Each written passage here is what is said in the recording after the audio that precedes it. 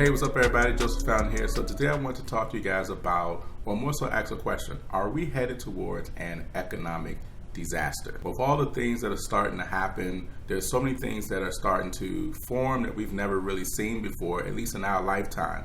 And even in the history books, especially for America, there's things that's happening that's never happened before, and even in this world. One of the things that people are missing during this time is that there are domino effects that comes from this when you have something like a pandemic to where people do not want to be around people and how that affects the economy, as well as people not going anywhere, people staying home. It also affects what people buy, what people think is important, what people think isn't important anymore. So we're starting to get into this realm of where things are starting to look very interesting. And like I've been trying to, I guess you could say, suggest to people as maybe this is a good time to start preparing for things that you're not really sure of. So now if you pay attention, you're starting to see these cards start to stack, and it's starting to look pretty ugly for the economy. More importantly, what we're starting to find out is that our economy was in worse shape than we ever knew. With the stock market going up and real estate going up, there's been other issues that have been underlying that are starting to surface now.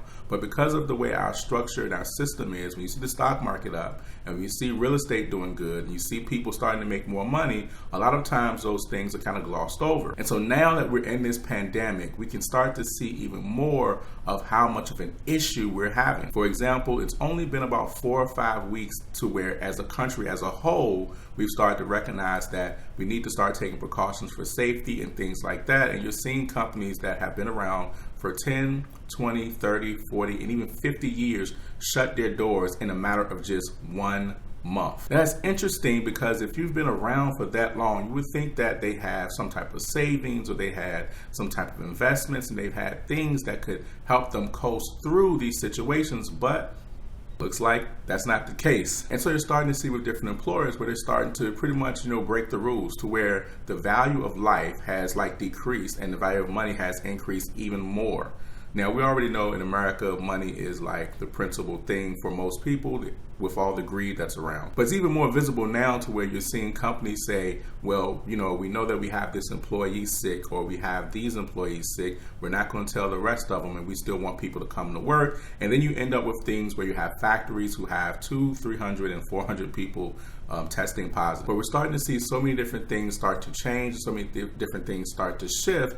And a lot of times when you're caught up in the moment, like of the present of what's going on, you don't tend to pay attention to what's ahead or what could be coming ahead. And we can see, for one, where the mortgage industry is starting to shake a little bit. They've started to add restrictions towards people that are getting loans and people that are actually in the process of getting a house. You have people who have already been approved or already in the process to where they were actually getting a house. And because now they have the rule to where 3 days before closing, they're going to check to see if you still have a job. They're going to check to see if you still have the same income, if it's less, if it's better, or whatever, because now they want to make sure that whoever gets this property is going to be able to maintain it. So once you start to see those things happening where people are getting all the way to the closing and they can no longer get the house, that means you start to have more houses come on the market. And with the unemployment constantly growing every single week, and these numbers are growing faster than the numbers that grew back in the recession we had through 2007, 2009,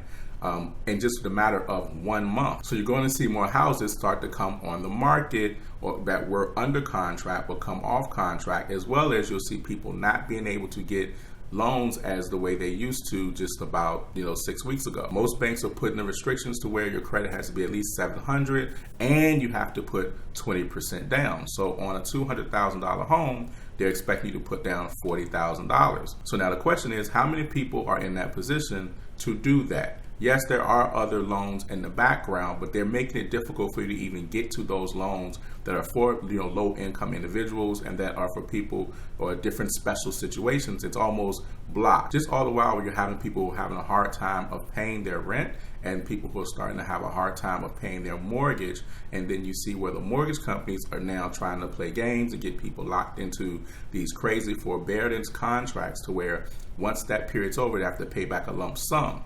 Versus most of these provisions that have been made in mortgage actually allow people to be able to have some type of deferment of their mortgage, but people are having a hard time getting to that because the banks are putting something in front of them because the banks are worried. So the banks are not letting people get to the contract that's been approved by the law because they want to get you locked into this forbearance contract to where it could potentially really hurt you, even to the point where some people have reported that their credit has been affected almost immediately when they went into forbearance. So now look at the restaurant and retail scene to where you're having companies close up that have been around for a while, but just after 5 weeks, they're starting to struggle. In my city, where we are the top when it concerns, how many restaurants we have, for our size, we're number one. And what's happened is we've had so many places start to shut down. Most of them are privately held, and they cannot maintain those bills, and they cannot keep their doors open if they're not really getting a significant amount of business. And it's only been 1 month. So what happens to an economy and what happens to a group of people who work, what happens to the workers? To where this situation happens, they're now home because they can't work and they expect to come back to work, but there's less jobs. Even look at the oil industry on this week where oil was actually negative. It got all the way down to negative $37, negative $38, which what that means is we have more oil than we have demand. So the amount of oil that we have is here. The demand we have is like through the floor because right now people aren't going anywhere. People aren't doing anything. Buses aren't really running. The airlines aren't really flying anybody right now. Cruise ships are all docked. People aren't driving as much. It's even reporting that the earth is actually starting to heal during this time. The ozone layer is getting better. Cities that you couldn't see where there was just covered in smog, you can now see the skyline clearly because there's a lot of stay-at-home order. Because before all this, places like the United States of America, our oil production was starting to skyrocket and we were becoming one of the top oil producers that we've never been in a very long time. So if the production constantly growing and now demand constantly going down, then this is what you have to where now, oil prices are extremely low and in the dumps. Now, granted, when you see that, everybody's like, well, how can I buy oil? How can I buy a barrel and stuff like that? It doesn't really work like that. But the case, what's happening is this, you can kind of see where things that we've never really experienced before are happening. Now, are we prepared for any of this? The answer is absolutely not. And you see they're starting to talk about another stimulus package to where they're going to have to give out more money. The government just passed more money for the EIDL loans and the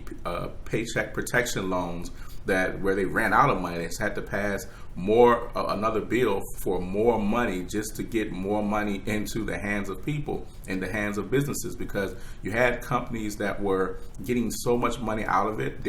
There's banks that are getting lawsuits behind, shuffling papers. They're being sued because of that. So it just seems like we're in just this tornado of uncertainty right now, which is very interesting. Now, it doesn't mean you should worry. It means you should prepare and be smart. This is why in a lot of my videos I've been saying like, hey, watch your spending. Don't spend a lot because you're really preparing for what's ahead. Don't get into the place to where, yes, because you might be getting more money because of unemployment doesn't mean you should spend more money.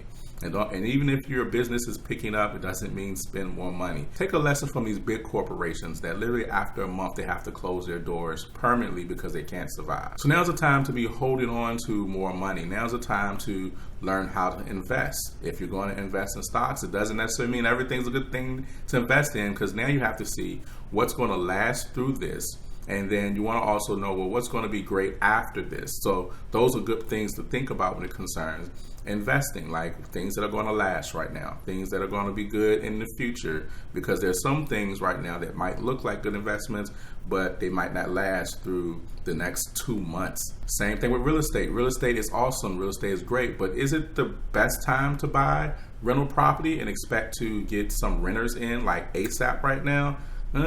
Depends on the market, might not be. So right now it's all about being cautious, but you do want to start to learn about different ways to make money, about how you can save your money, learning about different skills and things, because you're going to need those things in the future. Having an extra stream of income is not a bad idea right now. So all I'm saying is simply prepare. So what's happening in our economy is there's going to be a domino effect that's going to affect us, but the residual effect that comes like a year or two later can be crazy. And like I'm saying, these are so many different things that we're starting to see form. However, there's so much uncertainty around them. And so the best thing for us to do is to start to prepare. Like right now, start preparing and start thinking about the future. Even take care of yourself and everything you do now, but also start thinking ahead, because that's going to be a big benefit for you as you see things start to unfold. So what are you guys' thoughts about our economy and what we're starting to go through? What do you think? What do you see happening now? What do you think we need to watch out for?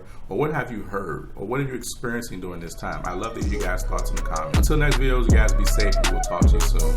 Peace.